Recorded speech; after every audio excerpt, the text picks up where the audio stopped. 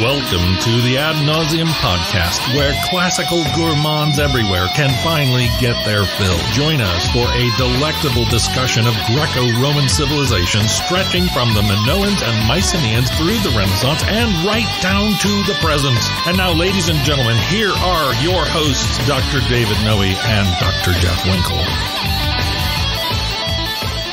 Welcome to the Ad Nauseam podcast, episode 79. My name is Dr. David C. Noe. I'm here in the Vomitorium West. Yes. With my good friend and co-host, Dr. Jeffrey T. Winkle. How are you, Jeff? I'm doing all right. We're kind of suffering through, I think what they call around here, second winter. Second winter. We had fall, spring, and now we got second winter. But we're not into smarch. Not smarch, yeah. No, we had some lousy smarch-like weather, but we're not into smarch yet. Yes. Right. No. Try to think of a pun for April, but I can't do it. That's a tough one. It is. I was trying to think of like the giant apes. Ape sounds like April. Yeah. But there's nothing there that I can discern. Is it? It's the cruelest month, right? Isn't that what T.S. Eliot said? It is the cruelest month. Yeah, I don't know why. We'd have to bring Robert Mack back in here in order to do something with April, I suppose. Definitely. Well, we definitely have to bring that man back. Oh, he was funny. It was great. That was so much fun. How are we going to live up to that now? I know. We got no place to go. No, we don't. We're a little bit desperate, but we hope it doesn't show. Right. Speaking of desperation and no place to go, listen, avid listener, please. Yes. We have no shout out this week. How did that happen? Because no one sent them in. We received a couple, an interesting one from New Zealand and one from Ohio, which is the best of the Hios as far as I'm concerned. But they weren't in a finished form. You know, we can't just read on the air. This is a professional podcast. That's right. Just some stuff thrown together. Right. So, and we have had some people write to us and interesting things, but we like to do things, like you said, professional. We're not going to just do a shout out and think, oh, that person wrote us a note. Let's just shout them out. Yeah, let's just mention their name and whatever they threw together at the last minute. That's how it works. We're a button-up place. We are, right? big time. Cufflinks and everything. Right. So cravats. Are you wearing your cravat? I'm wearing my Lenny cravats. Or is it cravat? Cravat. That's what it is. Okay. I don't even know what that is. The cummerbunds. Yeah. So we need shout-outs. Yeah, so write to us and tell us about yourselves. Somebody must be listening, because it's not just, this dear woman in my church that listens to every episode. She's not downloading it 500 times. No. There has to be someone else. Right. So just tap a note. We'll give you those addresses at the end of the episode. Correct. And we want to hear from you. Okay. Right. So what do we got going on today? Today we have a very interesting episode that you, Dr. Winkle, are going to helm for the most part. Yes. You're going to be sitting, at Space Deck 5 or something like that. Yes. You've got the helm, Mr. Winkle. Yes. And we're going to be talking about the assassination of Julius Caesar. Yes. Because we're approaching the we're approaching the calends of April. Right. We're late to this one. That's right. Right. But that's okay. We're still in, recording this, we're nearing March. But that's right. When this airs, it'll probably be April, right? Yes. Here's a reference. Let me drop. The beginning of the Gorgias. Yes. Right. Plato's Gorgias. Late to the battle, early to the feast. That's us. That is. We're late. We're late with Caesar, but we've got some good material to share with you today. That's right. And we got an opening quote, don't we, Jeff? You want to read that for us? We do. This comes from a book called Rubicon, from one of my favorite kind of popularizers. Yeah. Have you read this? I have not. This is the guy that stars in the Spider-Man movies, isn't it? Well, Tom Holland is his name, right? Okay. Right. I didn't know he wrote Roman history, too. I'm such a classics nerd that when I heard that name Tom Holland, the actor, yes, the first thing I thought of was, oh, the guy that writes these popular Roman history books. Yeah, right? And now he's swinging through the streets of Metropolis or Gotham, or I don't know. Right. I like picturing the young Tom Holland writing this, what I'm about to read. Well, he's probably a man of many talents. Maybe eventually he will get into classics, and we can read his musings on Caesar's assassination. And I have to think Tom Holland, the author here, has probably experienced a little bit of a bump on Amazon, right? Oh, yeah. People are looking for the Spider-Man movie and say, well, that book looks interesting. Right. And then they say probably much as you did, I can't believe Spider-Man wrote this. That's right. He's probably putting Tom Holland, the actor's picture on the book jacket. He'd be dumb not to. Right. As endorsed by Tom Holland. Yes, right? yes. All right, so let's have the opening quote from Rubicon. Yes, so he writes, every civil war cuts through families and friendships, but Roman society has always been especially subtle in its loyalties and contemptuous of brute divisions. For many citizens, a choice between Caesar and Pompey remained as impossible as ever. Neutrals, of course, lacked even the consolation of knowing that the Republic was being destroyed in a good cause. There was nothing more upsetting to a Roman than to feel deprived of fellowship, of a sense of community, and rather than endure it, he would go to any extreme. But in a civil war, to what could a citizen pledge his loyalty? Not his city, not the altars of his ancestors, not the republic itself, for these were claimed as the inheritance of both sides. But he could attach himself to the fortunes of a general, and be certain of finding comradeship in the ranks of that general's army, and identify in the reflected glory of the general's name. This was why the legions of Gaul had been willing to cross the Rubicon. What, after 9 years campaigning, were the traditions of the distant forum to them compared to the comradeship of the army camp? And what was the Republic compared to their general? There was no one capable of inspiring a more passionate devotion in his troops than Caesar. Amid all the confusion of war, it had become perhaps the surest measure of his greatness. Oh, that's really nicely done. Yeah, very well written. It's great prose. It's great prose, and it's got an excellent point. Yes. And it puts me in mind of perhaps a comparison I'd like to make, if you'll allow. And that is, I've read a little bit about the American Civil War. I'm not really a buff, you might say, but... You aspire to be a buff. I aspire to be a buff. Yeah. And one thing that's interesting about the northern side, the Union, is that for the first couple years, they had no outstanding generals. They had this guy McClellan, Little Mac, right? Yes. And he was kind of a dog as a general, apparently. Very impressive on the drilling grounds, but couldn't win any battles. Whereas the South had this genteel, aristocratic Robert E. Lee, right, who cuts an imposing figure. So the moral and other kinds of political questions aside, in the early days, the South had much better leadership. Yes. It wasn't until much later in the war that you got your Ulysses S. Grant and your Sherman and so forth. Now you have people who are, they turned out to be better than Lee. Yes. And the soldiers rallied around him. So maybe it's a little bit analogous here. Yeah. Exactly. Right. So, don't underestimate the importance of charisma and charm and likability. That's kind of those intangibles. That's why you're helming this episode, Dr. Winkle. Oh, well, thank you. Yeah, you're welcome. So what is it that we're giving to the listener today precisely? Well, I remember I brought up maybe doing this episode. Your first thought was, hasn't that been done a zillion times before? But that's my first thought to everything. Well, that is true. Lunch, that's been done before. Yeah, come on. What are we doing here at this restaurant? But, you have a good point, though. I mean, I think if you were to go on YouTube or other tubes and other podcasts and search up the Assassination of Caesar, you'd probably find lots of shows doing this kind of thing. Maybe even it's been done to death. Right. So the question is, what are us chuckleheads going to bring to the table, right? Well, I think we're going to bring our charm and our wit. Okay. I think we're going to bring our linguistic acumen. How many podcasts covering the death of Caesar are actually reading some Latin or Greek? Some Dio Cassius, some Plutarch. Yes. Digging down into the details, you might say. Exactly right. So I think, very few of those other podcasts are talking about the various sources that tell the story. They're just going to tell it as if it was like it's coming out of some novel. So it's not going to be like the student that we took to Eleusis many years ago, who said, if I see another old thing, another old rock, I'm going to puke. I'm going to puke, right. It's not like that. No. But I would say that if you're one of those listeners that's starting to feel a little bit nauseous, right, hang on there. Yeah. Just hang on. We'll help you keep it down. We're going to try to deliver, right? We are going to try to deliver. Okay, right? So I'm about this close to changing the channel, someone might say. Yes, yeah. Over to a slew of Matlock returns. we want to prevent that at all costs. You think anybody knows who Matlock is, Winkle? That's such a dated reference, isn't it? He was played by Andy Griffith, right? He was like a Southern courtroom defense attorney or something. I don't know. A slimmer Perry Mason. Yes, exactly right. Okay. Yeah.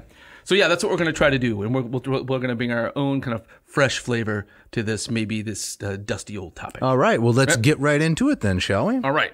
So we got to set this up with the political situation. What's happening in the 40s BC when this is all coming to a head. The Holland quote kind of set this up, is that one of the problems in the breakdown of the Republic, or perhaps the main problem, was that you had these legions swearing their allegiance to an individual and no longer to the Republic. Yes, and they are a long, long way from Rome. Yes. If they're in some dim forest, in southern or northern France, who really cares what's happening down in, the sunlit forum in Italy? Right. Who's really going to save your bacon? Exactly. It's Julius Caesar, right. This force of nature. Right. And we know that, the higher-ups and the elites and people like Cicero, they could exchange letters with friends that were at great distance from them. But your ordinary average legionary, what kind of news are they getting from home? Right. So the army becomes their home. Right. And Caesar becomes their lodestar for everything. Yes. Yeah. Now, officially, there were to be no women or children in the Roman camp. That was the Roman law. But of course, a lot of the Roman soldiers, the legionnaires and so forth, legionnaires, Legionaries, maybe. I hear legionnaires. I think French. I think the disease. Okay. Yeah, the French Foreign Legion, the legionaries. Yeah. I hear Hansen's diet root beer. I think the disease also, which they used to call leprosy. But so every camp had a large entourage, of common law wives and children, and kind of a traveling carnival that went with the camp. And those people were exposed to great danger if the enemy ever turned their forces toward them. But like you're saying, it was a home away from home for 20 plus years. Right. So Roman in name, but quite different otherwise. Right. A traveling carnival, but without all the, you didn't have your bearded ladies and the tilt-a-whirl. Right. No, it was much more gritty than that. Yeah, I think so. Right. So, there's a whole other kind of backstory. This kind of breakdown of the Republic, this generals becoming more important than kind of the myth of the Republic had been going on for decades. But they can go listen to our episode with Dr. Watts. Right? Oh, right. Mortal Republic. It was Dr. Ed Watts, right? Yes. Yep. And who covers this period in much more detail. Very well. Yep.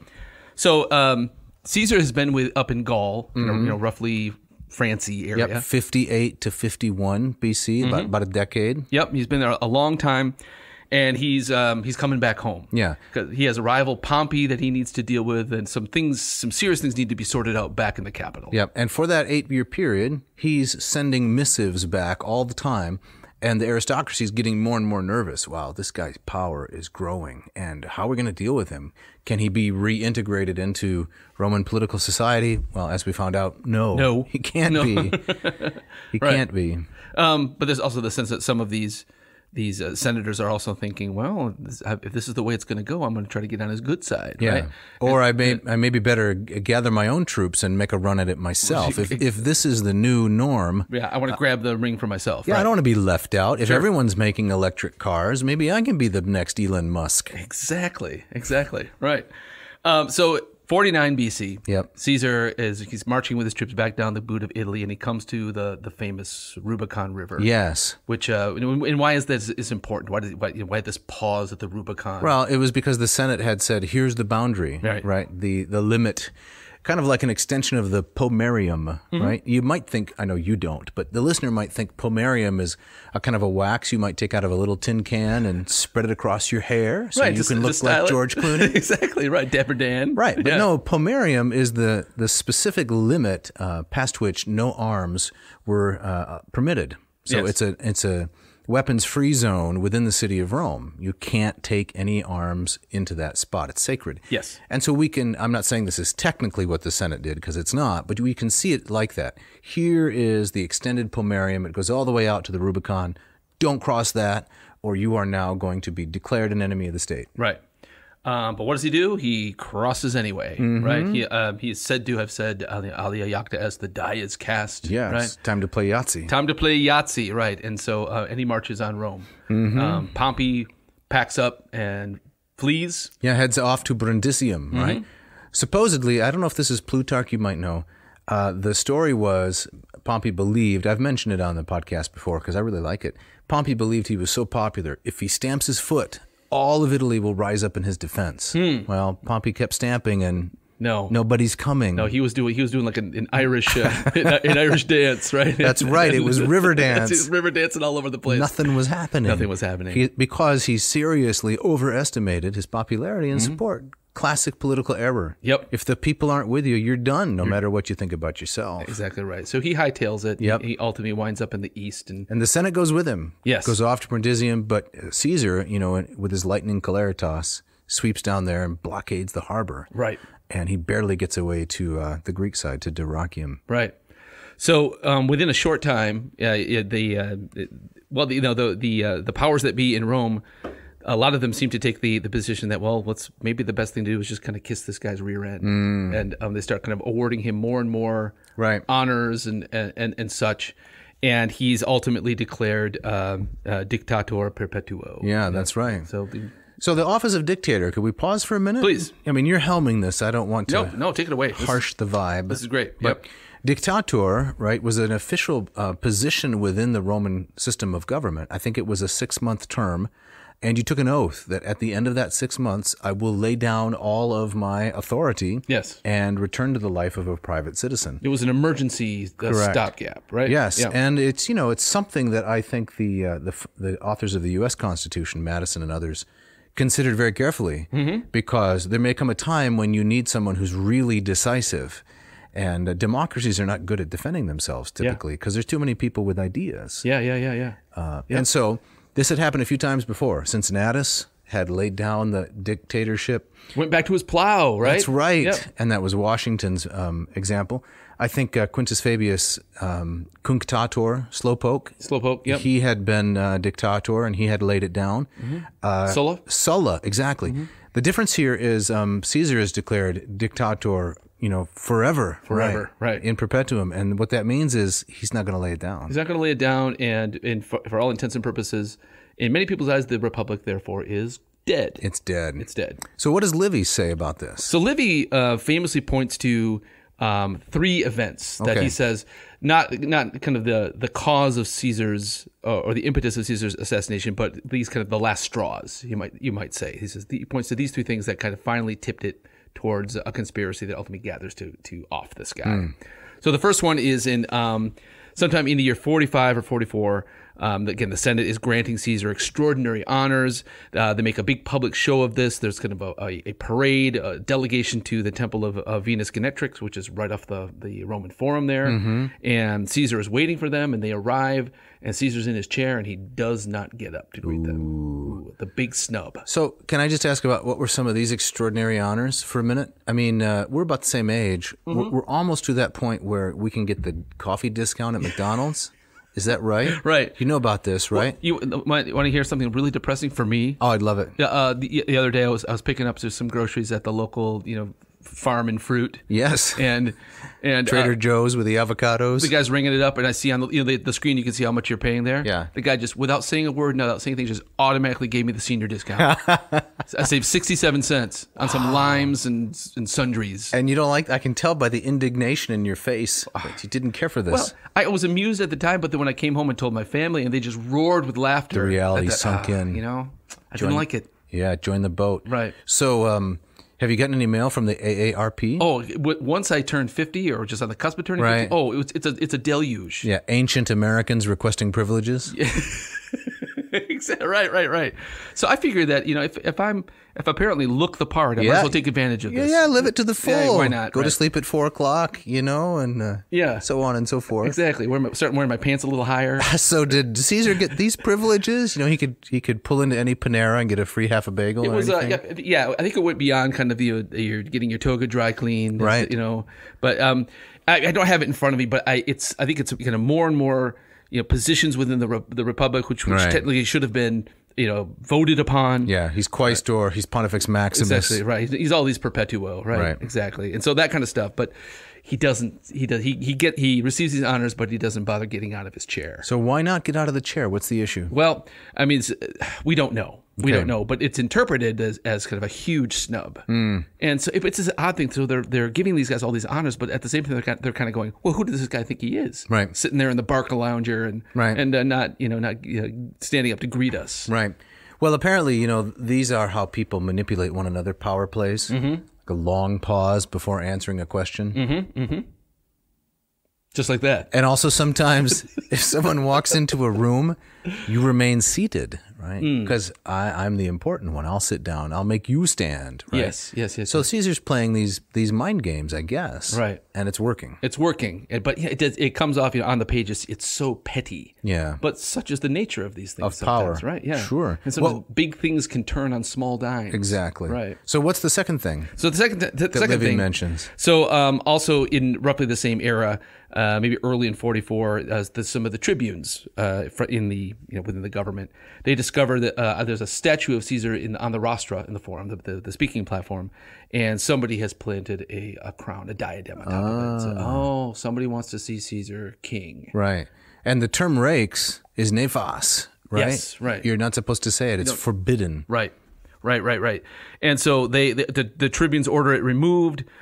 Caesar says, "Oh, that's a plant. You guys did that just because you have it out for me To discredit him. discredit him, right? Yep. So it's Be a clever move. it would be a clever move. You could just pick one up at Burger King and Slap it on the statue and- right, exactly. And you have your little Tempest in a teapot. That's right. Right. And then also, apparently around the same time, Caesar's riding by a crowd and on his horse, and somebody calls out and shouts out, "Hey, there goes Rex." Yeah. Hey, Rex, how's it going? Make him king. Yes.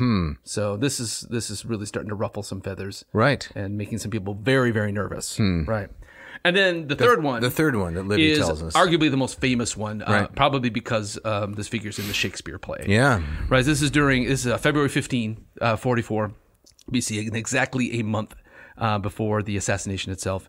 And the Romans are celebrating the Lupercalia. Of course. Which is a really weird festival. It's the Wolf Festival. The Wolf Festival, right? It has something to do with Romulus and Remus and that jazz. But it involved all kinds of, certainly to the contemporary eye, odd rituals of men running through the streets wearing kind of wolf cloaks, Right. And not much else, Right. and then having like leather strips and like smacking people to kind of encourage fertility as you do. Yeah. So is this like that Jason Bateman film? Which one? Teen Wolf? Teen Wolf, right? No, this is much better. So first it was Michael J. Fox. Yes, he was, and Jason Bateman was Teen Wolf 2 Because they couldn't pay Michael J. Fox or the... He says you can't pay me enough to do that.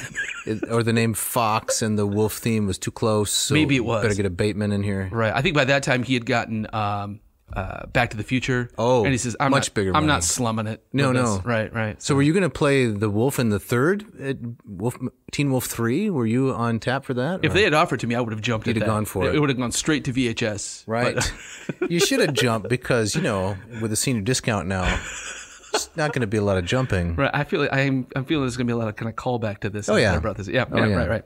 So, right. So yeah, it's kind of weird. There's weird slapping. Right. Odd things, and then but it all kind of ends with a big to do down by the rostra in the forum where the crowds are gathered, and Caesar's there, and Mark Antony, Of course. famously climbs on the rostra and has a diadem, and he makes a show of kind of trying to put it on Caesar's head, Right. And he says, no, Caesar refuses. refuses 3 times Mm-hmm. apparently, and saying. Only Jupiter is king. And Antony claims he says, "No, I'm just acting on behalf of the people. Right. They want this." And so Caesar refuses, but is it all just a show? Right. And I think one of the things that is, I think because of the kind of the Shakespearean formality that's applied to this scene is that Antony was one of these wolf guys, these kind of wolfman, mostly nude guys running around. A lycanthropist. Yes, and so picture that jumping up on the rostra. No thanks. Rostra. So we got a kind of a mostly nude Anthony offering the crown. Right. You don't see that in the stage productions. No, you don't. No, you don't. Right.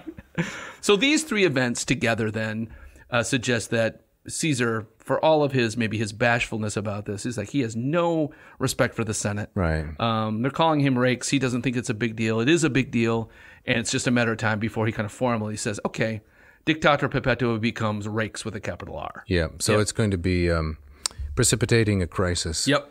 So when I first come to grad school, I had a pretty standard view of Caesar and his motives and so forth.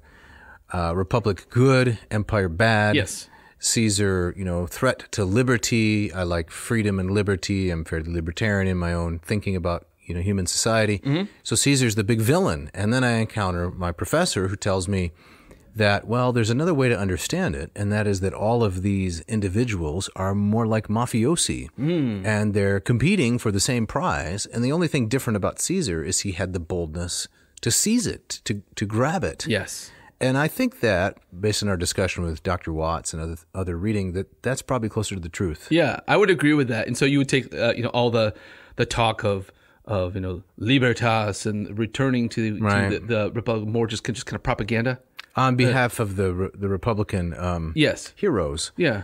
With maybe the exception of Cicero. Okay. Well, he as we'll learn, he was left out of kind of the of the big move. Yeah, because he couldn't keep a secret. Apparently, is that what it was? He was too talkative, too chatty. He was texting everybody. Right. What would the abbreviation be? Well, it'd be like C J C Gaius Julius Caesar. Yeah. TBK, to be killed, something like that. He'd be on a group text. That's right. people be thumbing through, the Roman handbook of acronyms. What does this mean? What does he mean? Yeah. Rolling on the forum, laughing out loud. So, now you're a Cicero guy. yeah. But my sense of Cicero too is that maybe you couldn't keep a secret, but also didn't really have the stomach for this kind of thing. No, right? I don't think so. No, it was that he wasn't. He didn't have that literal killer instinct that he needed. Perhaps Right. His military service was very slim compared to the other men. Right. That may be something of it. Yes. So we get into the second part here. Yeah. I'd like to hear about the conspiracy. Oh, you would. All right, let's do it. So, so this apparently, this is Livy's kind of point of view, but the picture I'm sure is much bigger than this. This was enough for guys like Longinus and Brutus. Right. They've heard enough, and so they start to kind of secretly recruit others and saying, we've got to get rid of this guy, and it can't be just us. It can't be just a lone gunman. We can't have a Lee Harvey Oswald. Right. We need a whole group. We need a Jack Ruby. A Jack Ruby. We need a whole crew. We need Ruby and all the. We need Costner, some Cubans and the Boy Scouts and all of this involved. Otherwise, it's not going to look legitimate. Right. So if it's just one person going in there and taking him out, well, then that's just going to cause more trouble. But if we can have a whole group involved now, and it's also by everybody wielding a knife in the group, you're all kind of sworn together in this kind of blood oath. There's no getting out of it. You didn't go for the Costner reference. Well, I missed. I'm sorry. What was the? It's the JFK movie. Oh, that's right. Oh, I hated that movie. It was 92, maybe. Yeah, Oliver Stone, who just kind of goes off the rails with Kevin Bacon was a part of that movie. He was in that. Oh yeah, everybody was in that. Joe Pesci was in there. I didn't know that. Yeah. But Robin Williams. No, I don't think he was in there. Of course, the joke was that by the end of that movie, who wasn't involved exactly in the conspiracy? The conspiracy, right. But the party line is, we have to do this because the Republic must be saved. Right. And then Brutus, of course, he traces his family lineage back to an earlier Marcus Brutus, who overthrew the tyrant king. 509 BC. Yep, the end of the monarchy. He and Collatinus, the setting up of the consulate. Yes. With the death of Lucretia. Exactly. So there seems to be a lot of symbolic weight placed on Brutus's shoulders. And he's also fairly close to Caesar. I mean, there's those rumors that circulated that he was actually maybe even Caesar's son. Yeah, Kaisutechnon. Yes. Even Euclid. Yeah, right. Yeah, who knows? It makes for a great tabloid. Absolutely. I think it's was Calpurnia? I think Calpurnia is Brutus's mother. Right. With whom Caesar had a dalliance. Yes, he did. So what's the paternity? Who knows? It was too early for 23andMe, right? Yeah, or Maury Povich, you are the father, right? Yeah. That's from a current affair? Yeah, exactly. Yeah. It's just DNA tests and embarrassing people. Yeah. Right, I need to lay myself down a little challenge here. Okay. Before the end of the episode, I have to think of a good Latin equivalent of a current affair. A current affair, yeah. If the Romans had a tabloid show. Yeah. What would it be named? Yeah, okay. You're going to work on that in the back of your mind? I'm going to work on it. Okay, all right. I'll be pretending to listen to you, but I'll be scrolling through lists of Latin forms trying to figure out you've had lots of practice what doing really that, fits. Ignoring me. And poor Winkle. It's the senior discount thing. Is it? It's. I'm lashing out. I'm projecting. It's this lousy March weather, right. I would say. So they gather together a fairly large group of people who are saying, yeah, I'm in. But questions about, what do we do with Cicero? What do we do with Mark Antony? Where does he stand in all of this? And so, Cicero too talkative. I also read that some people thought he was too old. Yeah, in his 60s by this point. He couldn't wield a dagger. Couldn't wield a dagger. Right. Dagger would come up and just scratch Caesar's toga, something like that. I can't picture Cicero, with dagger in hand. No. But in Antony too, he was Caesar's right hand man. For all these years.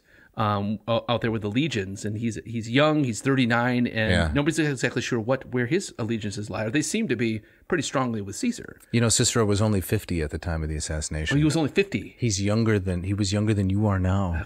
See, now you're just rubbing it in. Back to the grocery store. He wasn't even eligible for the dry clean discount. No, he wasn't. Gosh.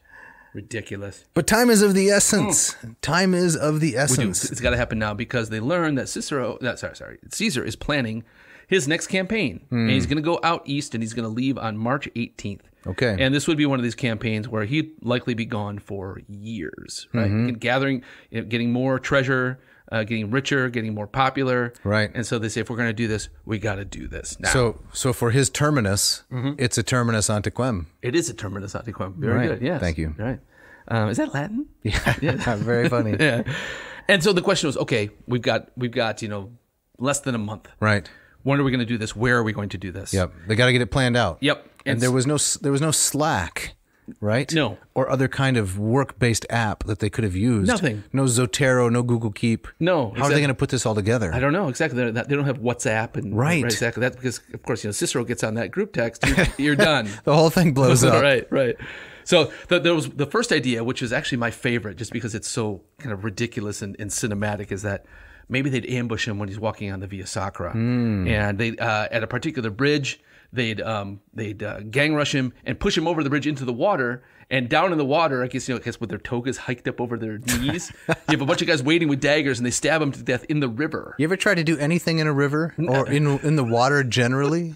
Right? It just turns into a splash fight. It's impossible. That's right. Have you ever accidentally gone into the water fully clothed? Accidentally? Well, I mean, you're horsing around with your buddies. Right. For you, a long, long time ago, and someone throws you into the water, and Yeah. you still got your pants and your sweatshirt on. Yeah, you're not doing anything. It's impossible. It's impossible, right? So this is a terrible idea, Right? Because one of these guys is going to slip. Right. He's going to his toga soaked. He's going to be complaining, right? So it was good that they didn't do this. This river mud is never going to come out. Another idea was maybe at a gladiatorial game. This is appealing. Which it's a little rowdy already. Correct. And you see people carrying weapons around. It's not going to raise any attention. Any red flags. Caesar goes and picks up some juji fruits, maybe. Right, exactly. Grab him. Get him right there at the concession. Right. So I know about 100 years from, just under 100 years from now, Caligula is ambushed on his way down to the Circus Maximus. That's right. Right. So about 41, I think about 41. 41, exactly. Yep. Right. Yeah. So ultimately, we do hear about Caesar's being murdered at the games. Right. But this was also thought to be maybe too public, too crazy, too hard to control. There's too many factors. Well, you don't know what's going to happen next. Right. The crowd seems really to have loved Caesar. Antony may have been exaggerating. I do this for the sake of the people, but he wasn't completely off the mark. They seem to really love all the largesse he showered on them. Exactly, right. And so I think that's one of the most fascinating things about this story is just how badly Brutus and the crew misread the situation. They had no idea the reaction they were going to get. And then, the business of Caesar's will, all the stuff that's read publicly and all the stuff that he bequeathed to the people in terms of money and land. It's like Caesar had almost planned this. Like, if I go down, right, I'm ruining everybody else. I'm ruining everybody else. And he does. Yeah. It is brilliant. Yep. Absolutely brilliant. So what do they settle on? Because we're coming up on the break here. We are. Yep. What do they settle on? So they're going to do it at a Senate meeting. Right. So, they can, it's more, a tightly enclosed place. They can kind of control the situation. They can do it out of the public eye. Everybody that's in the conspiracy can be involved and have wield a dagger. And there's one last Senate meeting scheduled before his departure, and they say this is the perfect time and the perfect place. And Caesar's wife gets a dream. She does. Don't go down to the forum. Don't do it. She sees him. She sees him dead in this dream, and says this is bad. And she ultimately, it seems, according to the sources, convinces him that this is a bad idea. And Caesar just thinking, I don't want to see those guys anyway. Right. He sends a messenger off. Meeting canceled. Can't we just do a Zoom call? Right. Exactly. Yeah. Can't the Senate meet over Zoom? It's be so much easier. Right. What would his background be? In his what would he put behind him? Gaul, there? probably. Probably Gaul. Something Gaul-y. Right. Yeah. Just Vercingetorix, surrendering, exactly. Something like that. Yeah. Right. Calzone, I don't know. Calzone, like a big pile of calzone. So the conspirators panic now. Say, okay, if he cancels the Senate meeting, we're done. What are we doing? Because he's leaving for the East in 3 days. And so they send Decimus is his name. They send him over, and he's the one who kind of shames Caesar into coming. He says, really? You're going to listen to your wife's dream? Right. That's what's holding you back? What kind of a man are you? Exactly. And he kind of maybe tweaks Caesar where it hurts. Mm-hmm. And so Caesar says, fine, I'll go. And he makes his way. And that was the lethal decision. That was the lethal decision. And we'll get to that, the particulars of that part of the story after the break.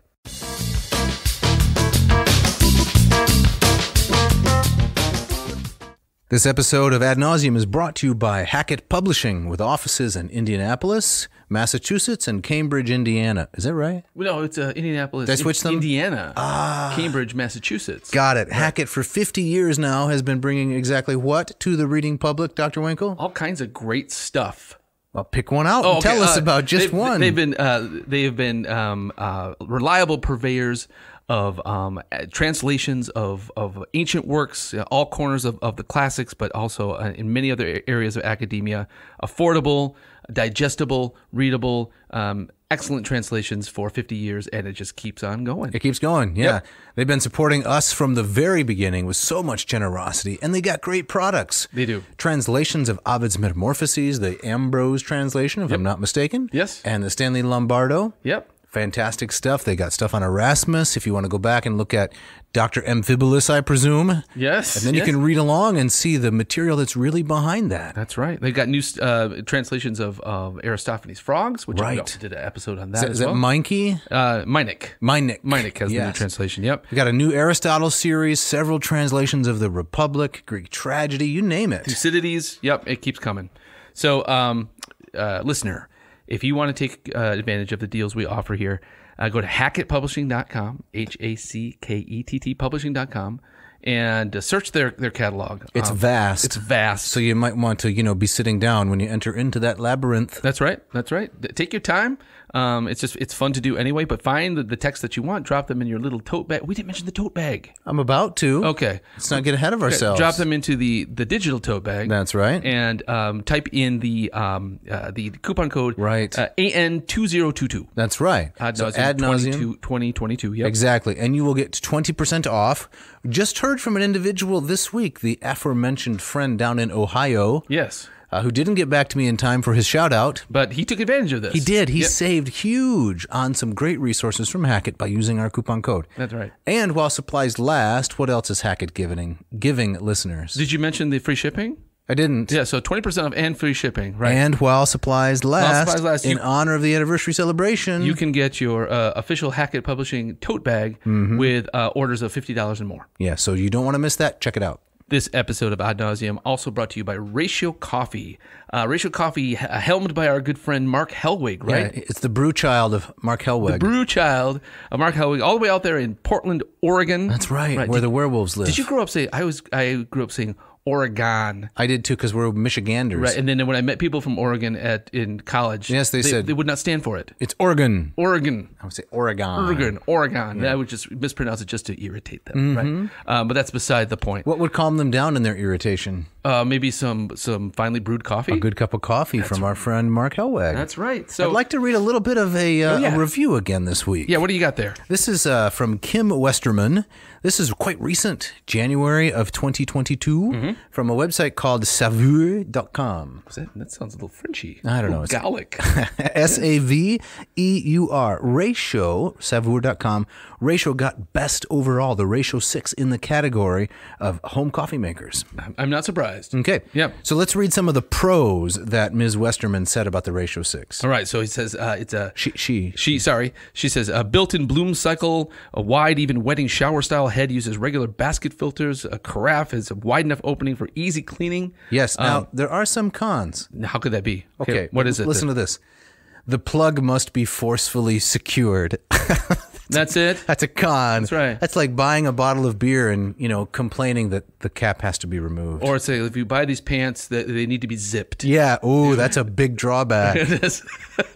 The other con, again, she says on the expensive side, let's just say slightly less attainable than something from, Dak and Blecker. Right. But you get what you pay for. You do get what you pay for. And we can help you with that. Exactly. That's right. So I have the Ratio 6. You've got the Ratio 8. I do. Both fine machines. Excellent machines. Why did Ms. Westerman and the folks at saveur.com, if I can go back to this just for a minute, why did they choose the Ratio 6 as best in category? Well, she writes, the Ratio 6 is simple to use.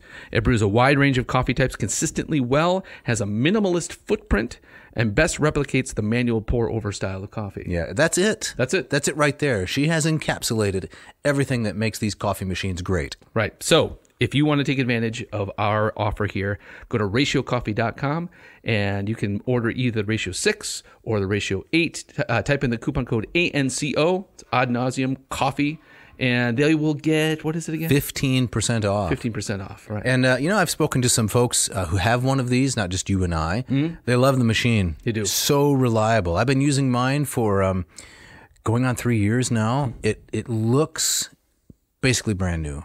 Yeah. Unchanged after 3 years. Yep, I've had mine for a year and a half now, and it's amazing. Yeah, I use it every single morning. Very reliable. Yeah, so don't hesitate. Check it out. Ratiocoffee.com.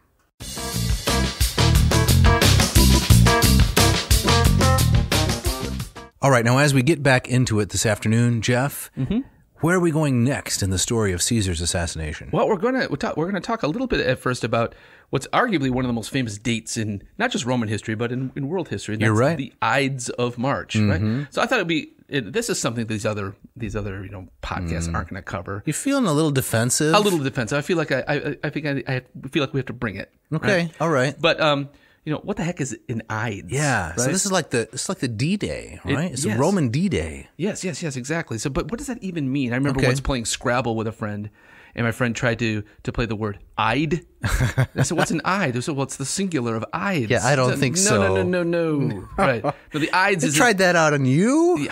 Latin maven? I think he was actually trying to impress me by his knowledge. But The singular of Ide. right. So the Ides, I thought we could just briefly talk about kind of how the Roman calendar works. Oh boy, it's odd. Yes, right. So they, a lot of the months that we have in our current calendar are taken from the Romans. Yeah. So first, if I can say, yes, were you headed somewhere else? No. Go, please.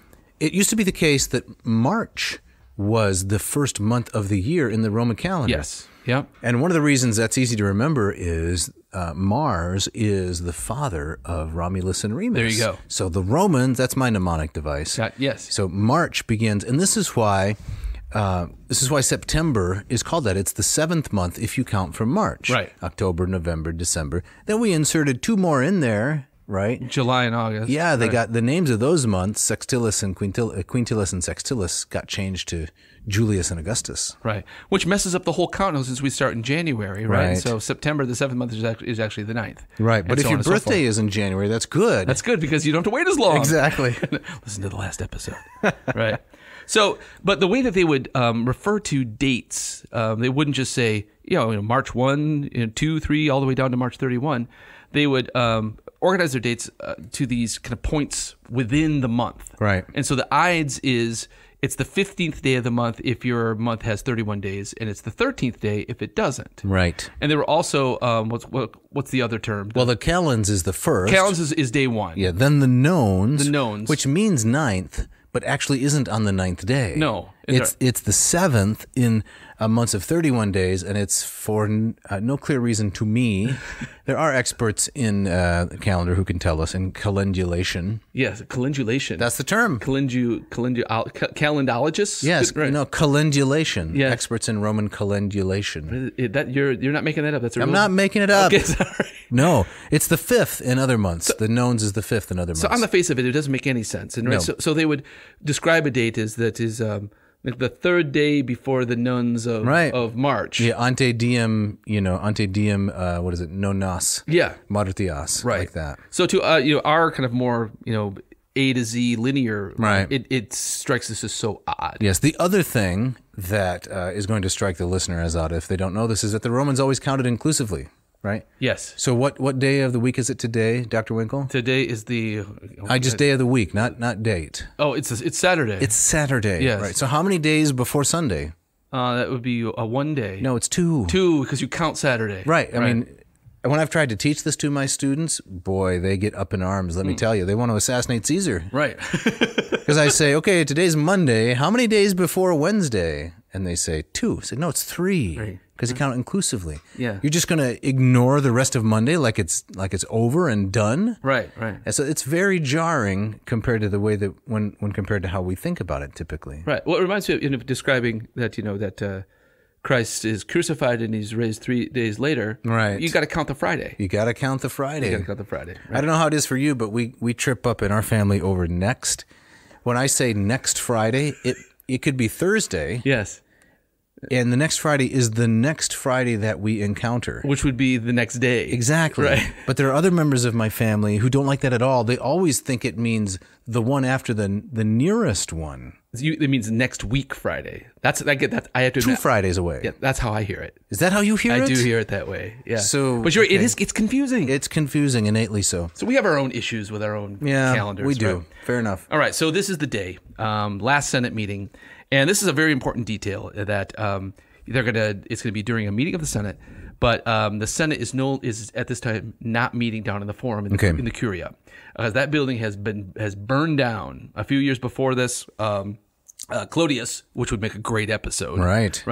This is Publius Claudius Pulcher. Yes, the pretty boy, Yeah, but he was a populist and agitator, kind of ruffian. He is murdered on the Appian Way, and his funeral gets out of hand. Yeah, he's the brother of Catullus' Lesbia. Yes, right. Yes, exactly, right. And so the people turn the Senate House into a funeral pyre for Claudius, and the thing burns down to the ground. One of the things that Caesar was doing at the time of his death, he was refurbishing the whole Forum, and part of that was to rebuild the Curia. Mm-hmm. But could he just put that on his Lowe's card? Yeah, exactly, right. Right. Oh, he had the 18 months, no interest. No interest. He'd get bonus points, right? Travel miles, right? All that. Do whatever you want to the Forum. Just put it on my card. So the Senate had to meet other places, and they were kind of bouncing around. And the Ides meeting was set for the Curia of Pompey, which is also kind of loaded with symbolic weight. Ironic. Yes, very ironic. Pompey had been dead for almost 2 years now. Yes. He was beheaded in Egypt in 46. Yes, right. But before he had skipped town, he had organized the building of this massive theater complex, which is a huge theater, which was flanked by a long portico. And at the end of it was a little meeting house, a little kind of utility room. Right. It's funny when you see later paintings of the death of Caesar. It's in this majestic hall, right, sure, with the 40-foot ceilings. But this was not like that at all. This was like a rec room. This was a very small place where they had to pack themselves in. So they played some bumper pool while they were waiting for Caesar to show up. Maybe a little foosball. Right, exactly right. Can you imagine the tense games of foosball while they're waiting around? That would have been really tense because if this goes south, they're all dead. Yeah, in an hour. Exactly. Right. And all of them were dead eventually. Yes. Yeah. But I imagine the tension waiting. Yeah. For him, and then as we were talking before the break about he's not coming at all. Right. What are we going to do? Right. Now, a very important detail. We were talking about the Pomerium early on, the boundary within the city of Rome, which you were not allowed to be armed. Right. The theater of Pompey and the Curia, kind of built on the Campus Martius, which is now starting to be built up at this point, outside of that boundary. So the senators carrying daggers would again not have raised perhaps eyebrows, right, as it would if you were downtown in the Forum. Now, did they have to go through TSA? Get frisked to out? Get into that spot? They didn't. This was just a little Swiss Army knife. You ever lost a Swiss Army knife at TSA? I don't have a Swiss Army knife. You have knife. more sense than that. Yeah. Well, I don't have one either, but I used to. And you went through TSA with your Swiss Army? What were you thinking? It was just a tiny little jackknife. Right. I wanted to cut an apple, at my destination, right, and it's gone. Well, the problem is you were hiding it in your shoe. No, I wasn't. No. We talked about Nephos. Yeah. Right? You never say the word rakes in the city of Rome. It's taboo. Yeah. There are certain things you never say on your way through TSA. Of course, or at customs, right? Exactly. Yeah. So they're waiting in the Curia. And also on the same day, there were some gladiatorial games going on in the theater itself. This also reminds me of at the end of the Odyssey, with the murder of the suitors is perhaps kind of masked by, they kind of pretend there's a wedding going on. Right. So maybe that music will drown out the noise. Is that Godfather 1 or 2, where all the murders take place? Spoiler alert if you haven't seen those movies. Yeah. But all the murders take place while there's a wedding in the church. Yeah, the coordinator. That's the original Godfather. That's number 1. Yes, exactly. All right. Yeah, which the 50th anniversary of that film this year. Wow. Crazy. One of my all-time favorites. As produced by Hackett, right? Produced by Hackett, yes. And so there was also thought that maybe the gladiators would, if things went south, maybe they could use them for protection. Yeah. But who knows? Okay. So the conspirators are waiting. So Caesar's coming from the Forum, right? And he's living in the Domus Sacra down there, right? The sacred house. So one of Caesar's titles was the Pontifex Maximus, and so one of the perks is you could live in the Domus Sacra. in the sacred house downtown. Right. So so as we said, Calpurnia has this dream and says, you're gonna die. Don't go.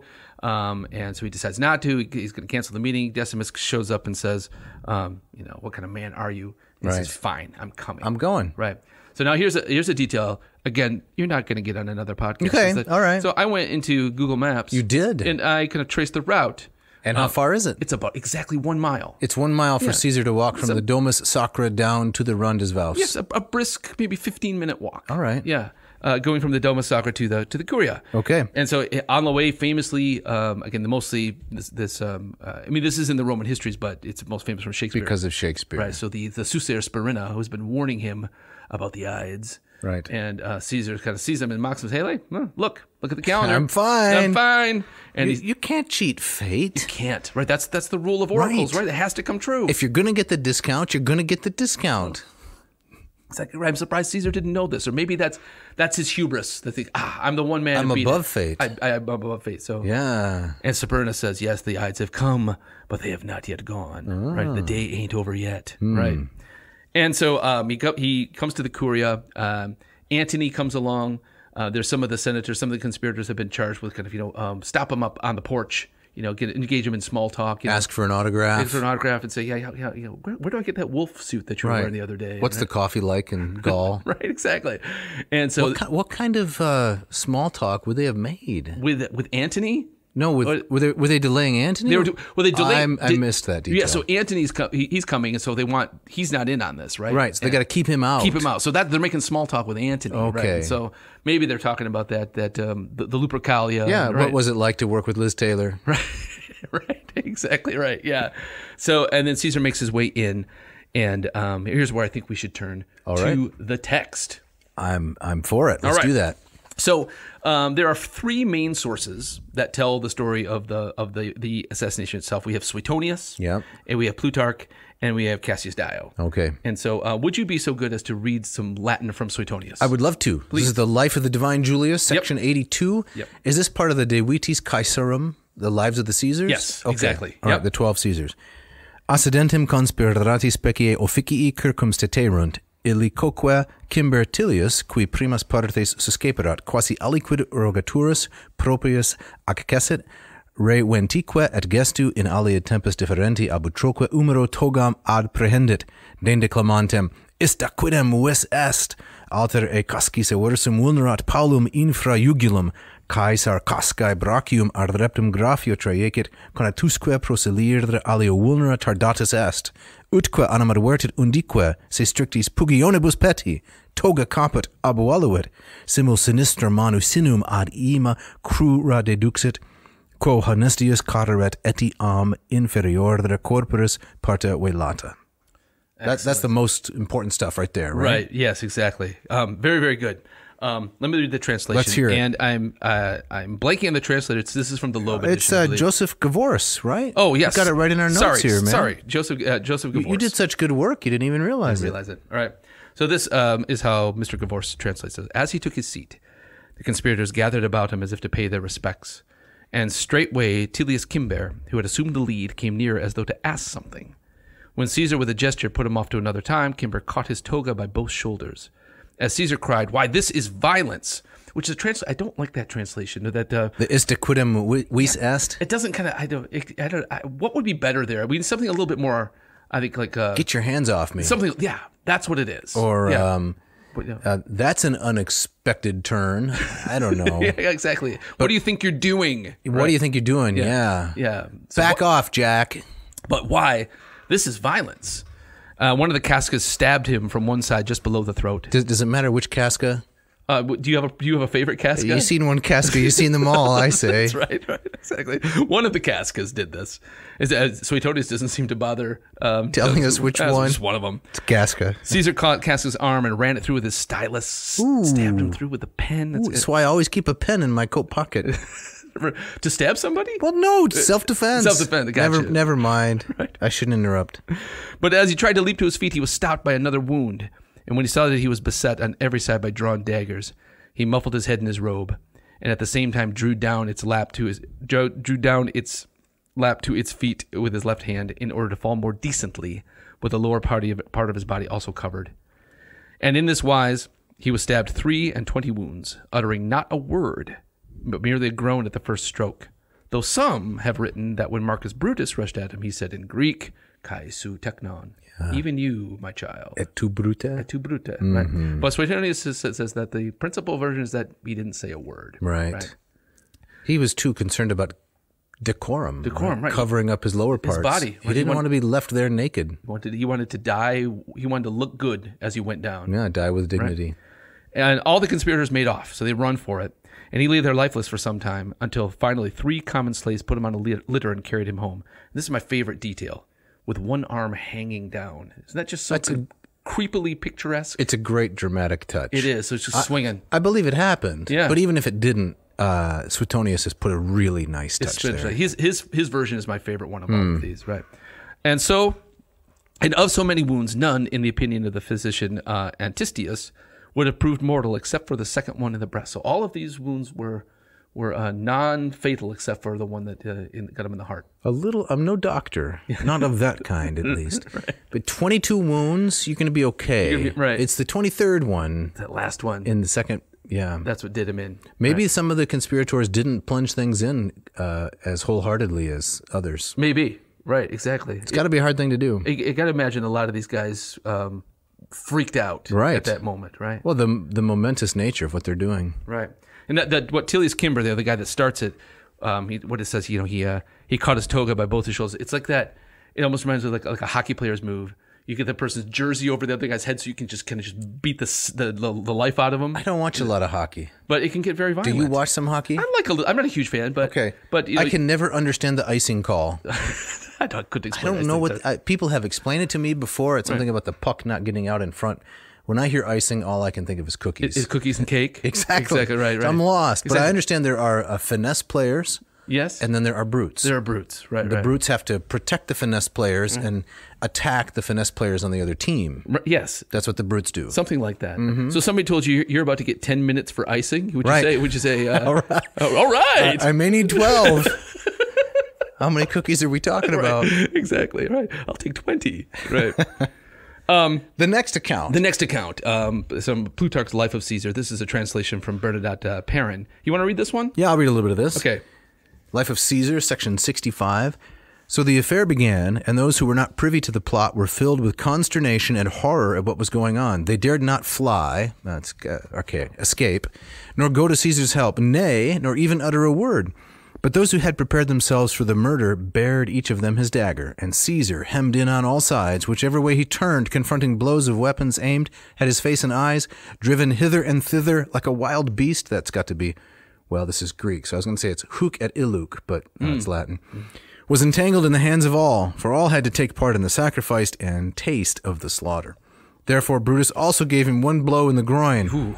And it is said by some writers that although Caesar defended himself against the rest, and darted this way and that, and cried aloud when he saw that Brutus had drawn his dagger, he pulled his toga down over his head and sank, either by chance or because pushed there by his murderers against the pedestal on which the statue of Pompey stood. And the pedestal was drenched with his blood, so that one might have thought that Pompey himself was presiding over this vengeance upon his enemy, who now lay prostrate at his feet, quivering from a multitude of wounds. For it is said that he received 23, and many of the conspirators were wounded by one another as they struggled to plant all those blows in one body. It's a lot of friendly fire there. That I believe. That is quite plausible. Right.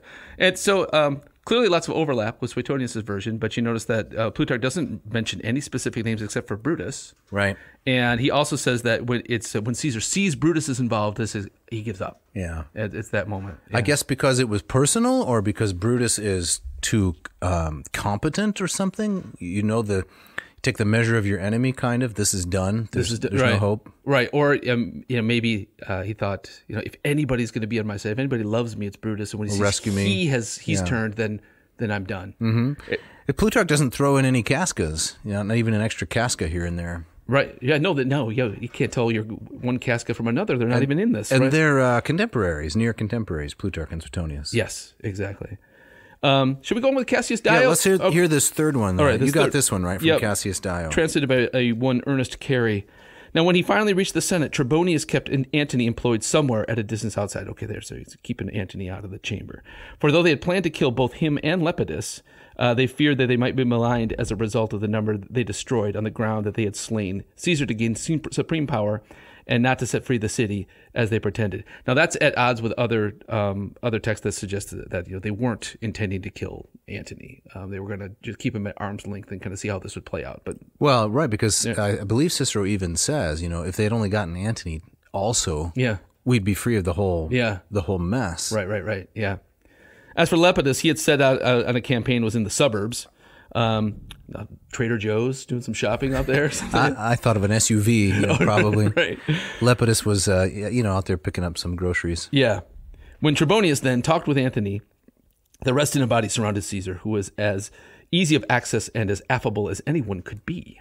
And some conversed with him, while others made as if to present petitions to him, so that suspicion might be as far from his mind as possible. And when the right moment came, one of them approached him as if to express his thanks for some favor or the other, and pulled his toga from his shoulder, thus giving the signal that had been agreed upon by the conspirators. That would be Tillius Cimber, right? According to Suetonius, right. Thereupon they attacked him from many sides at once and wounded him to death, so that by reason of their numbers Caesar was unable to say or do anything, but veiling his face was slain with many wounds. This is the truest account, though some have added that to Brutus, when he struck him a powerful blow, he said, "You too, my son."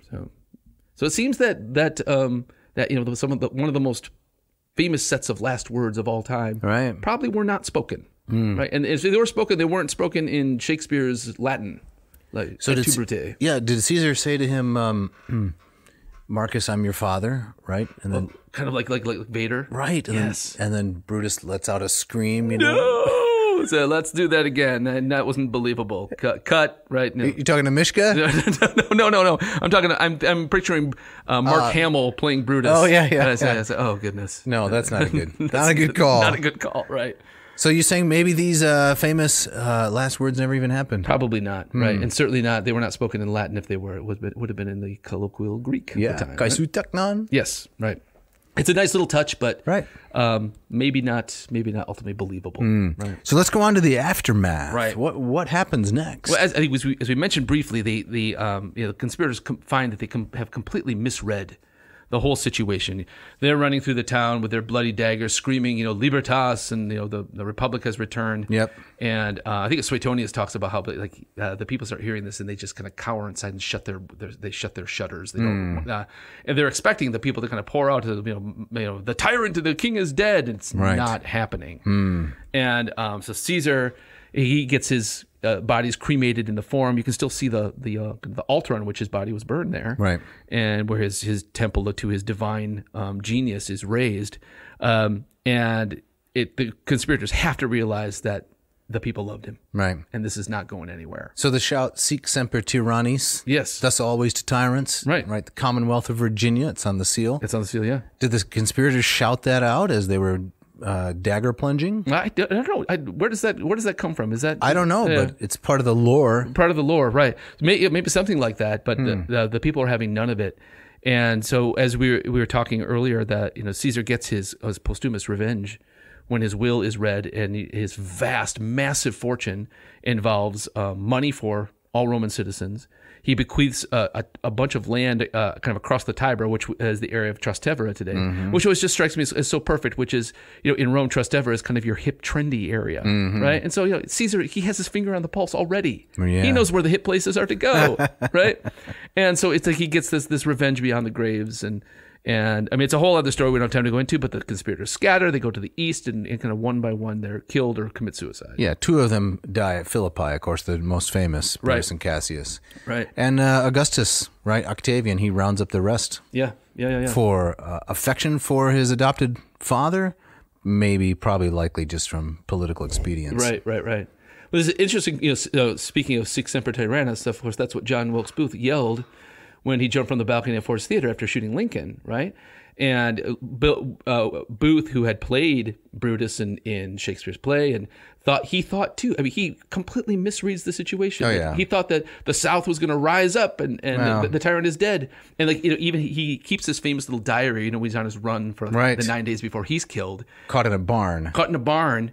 And he writes in there, he says, like, he's like, I can't believe this. He says, for the very deed that Brutus was praised for, I am being vilified, right? He says, no, that's not what happened, John. So here's a callback to another episode. He really did just die in the barn tonight. A fascinating story. We should find a way. I mean, I'm certainly no expert in Americana, but we should find a way to deal with that episode on some future podcast. Yeah. Because Booth and the comparison to classical norms. Yes. Yeah, right. The best book that I've read about Booth is actually called American Brutus. Ah, fascinating. It's wonderful. Yeah. So we're going to do a little Ides and Seek here. Ides and Seek. When we get to the end. Archaeology. Like, so do we know where this Curia was? That's what I'd like to know. I love a good death site. Yes, you do. Your liminality and your Gephurus moss, your bridginess. Right. So apparently... the site has been found. It's underneath a street, and it's just off this area called the Largo Argentina in Rome, which is famous for its Republican-era temples, which would have been there when this deed took place. But right where the edge of that park ends and the street begins is thought to be underneath there are the foundations of the Curia of Pompey. And apparently, and I never know what to believe with this, but apparently it's tough. It's so many layers, right? So many layers, but some archaeologists they claim to have. I'm reading here from a NBC News report, have unearthed a concrete structure about 10 feet wide and 10 feet wide by 6.5 feet tall, that may have been erected by Augustus. To condemn the assassination or to kind of commemorate the spot, sacralize the spot. Right. So you say this is from NBC News? Yeah. I mean, if it were from the New York Times, well, then for sure it'd be reliable. Right. Yeah. Right. Exactly. And this is from 10 years ago. Okay. But the area, the Largo, has been, it's been closed for years. It's probably most famously for all the cats in there, right? Yeah. But apparently it's been reopened. You can visit this, and according to what I've been reading, part of the ultimate plan is to try to open up that part under the street to reveal the site of Caesar's death. Right. It's at the base of the Curia, right, or the theater? The theater, right? Yeah, the end of the theater complex, right? But there it stands, and who knows if that'll happen in our lifetime? Yeah. Yeah. Well, I'd like to see that. I also want to see the Mausoleum of Augustus. Yes, which is reopened. That is opened. Yes, with apparently kind of a 3D experience. You can put on the Oculus goggles and kind of see as it was by the Areopagus. Yes, Transtevere, right? It looks really interesting. Mm-hmm. Yeah. Well, we got to get out of here. We do. We got to wrap this up. Yeah. Before we go, you want to tell us a little bit about the Moss method? Yeah, it would be. How should I say this? I'd be a fool not to. Ah, nice. Thank you. Wait, before you do that, a current affair? Ooh, did you have anything going? Or we're gonna have to wait until next time? No, I got it. You got it? Yeah, I'd call it Res Flagitiosa. Res Flagitiosa. Res Flagitiosa. Or you could say De Re Flagitiosa. Yeah. So, a scandalous event. Yes. A scandalous consideration. I like it. Right. Thank you. Right. I didn't know if you were going to pull that out, but you did. Well, as your co-host, I have to contribute something to this episode. You did all the hard work. I appreciate it. So tell us about the Moss method. Yeah, sure. So the Moss method is a method I've developed. You're holding the mug right there. That will help you go from neophyte, little or no knowledge, to erudite. That's right. So for $2.99, you can go to mossmethod.com. Well, you can go there free, but when you get there, you can see all of my free instruction. Then you can sign up to take the course along with me. You get 40 videos, 40 assignments, quizzes, exams, and perhaps most importantly, the office hours, right? That's right, the Moffus hours. Moffus. We just held some yesterday morning. Read a little bit of the New Testament. We can talk about Plato. We can talk about Herodotus, Homer, whatever you like to help take you along on your Greek journey. So there's really no reason not to be able to say at the end of your life, Kai su teknon. Excellent. Well done. Way to bring it all. Thanks. Together. Well, we got people to thank. I got a Latin program too, Jeff. Oh, yeah. Tell us about that. Yeah. Forget about that. That's all right. LatinPerDiem.com/LLPSI. And you can sign up to study Latin with me, ab initio, from the ground up. Excellent. We go through the Lingua Latina course.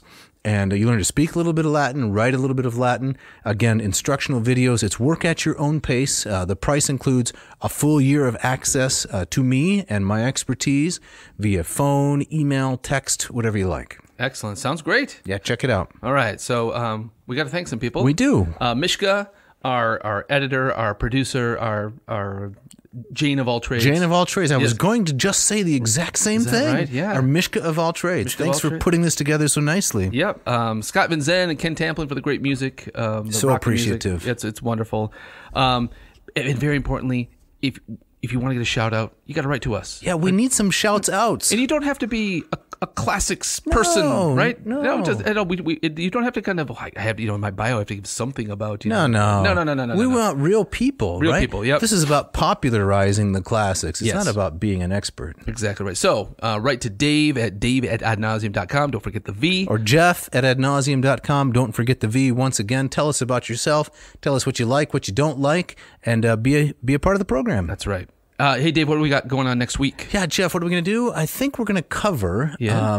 the mottos of colleges and universities, the Latin mottos. Remember when we did that, What's a Motto with You? Yes. So this could be What's a Motto with You too. That's correct. Yeah. Universities and colleges. This is going to be a lot of fun. Where did they come up with their Latin names for things? And, what do we think about these places we visited? Right. And what maybe better ideas for better models that we can come up with. Yeah, it's like a road show, right? You may be a graduate of some college or university, so we're going to visit your little suburb there and talk about your motto. That's right. And I believe, Dave, you have the gustatory parting shot? I do, and I love this. That's because I think that understatement is... I was going to say really funny. I should probably say understatement is not altogether unamusing. There you go. Right. This comes from Suzanne Collins, whom... Author of The Hunger Games, right? I think she's a novelist, Yes, right? yep. Yeah. Have you read The Hunger Games? I have. Okay, Yep. so Suzanne Collins says, you ready for this? Lunch makes me feel a bit better. That's just waiting to be engraved somewhere. Thanks for listening. Thank you.